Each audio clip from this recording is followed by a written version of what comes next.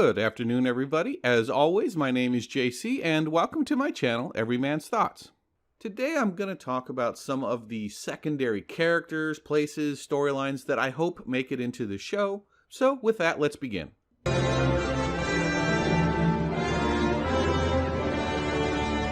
In order to talk about the Blue Wizards, we need to take a quick step back.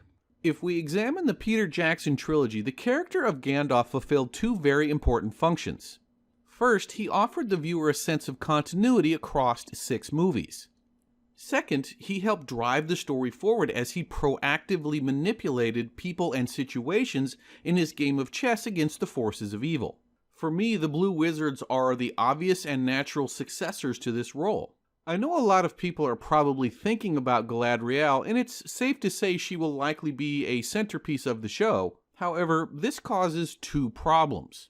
Galadriel is certainly a worthy successor to Gandalf, but in the Second Age, her actions were very self-serving. For me, that bold, ambitious Galadriel trying to carve out her place in the world is a more compelling character, and it has the added benefit of staying true to the source material. Speaking of staying true to the books, this brings us to our second issue.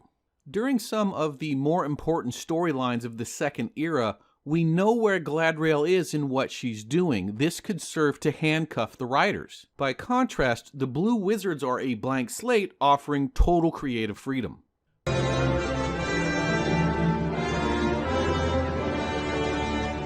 I mean, the backstory of the Nazgul, come on. If they don't eventually get to this one, I'm going to start selling pitchforks and torches.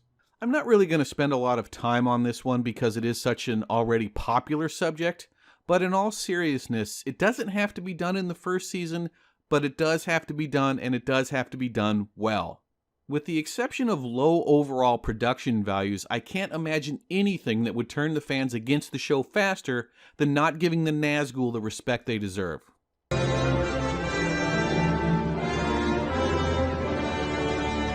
I'm going to refer to Khazad-dûm as Moria. I know it didn't get that name until later, however this makes it more relatable to people who've seen the movies but haven't read the books.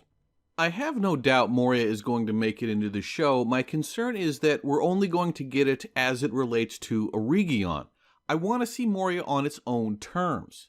There's a history there that covers the entirety of the Second Age. I'm going to be disappointed if all we get is the crafting of the doors, Lady Galadriel passing through, and then the closing of the doors at the fall of Eregion.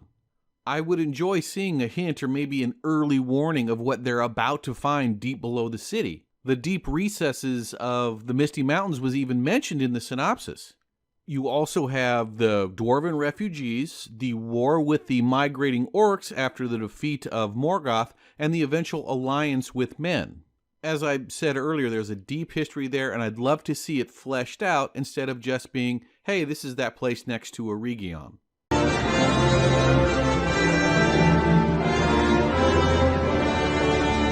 I'm cheating a bit with Rune as it's more of a catch-all phrase to describe all of the Eastlands, but for the show this area has unlimited potential. The East would provide any number of civilizations that have been relatively undeveloped in terms of culture and lore. In turn, those cultures fought amongst themselves, and on top of that, they ended up fighting for Sauron. The farther east you go, the older and older these civilizations get.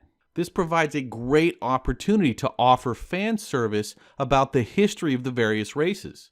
Finally, there are still several ancient clans of dwarves there, and who doesn't want to see more dwarves fighting more bad guys, and maybe learn a little bit more about dwarven history as well.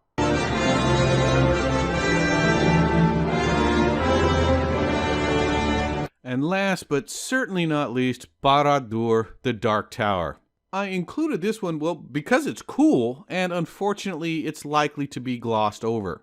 Although I think the fans would love to explore the history and see the construction of the tower, unfortunately the timeline just isn't doing it any favors, and as I mentioned earlier, I could see it being pushed to the background.